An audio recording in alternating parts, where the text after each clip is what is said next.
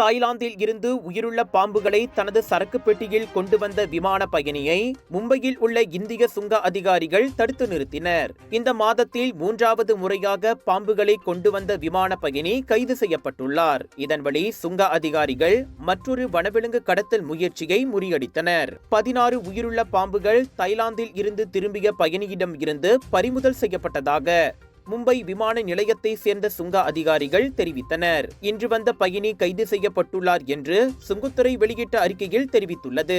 இந்த விவகாரம் தொடர்பில் தொடர்ந்து விசாரணை நடைபெற்று வருகிறது.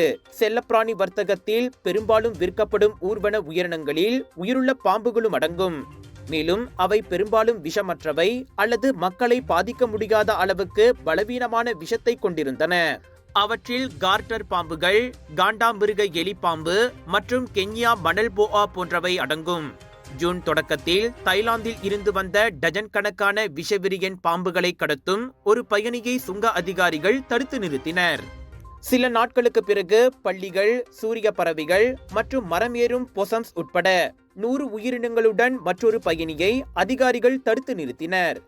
கடந்த 3½ ஆண்டுகளில் தாய்லாந்து இந்தியா விமான பாதையில் இறந்த மற்றும் உயிருடன் 7000த்திற்கும் மேற்பட்ட விலங்குகள் பறிமுதல் செய்யப்பட்டுள்ளன.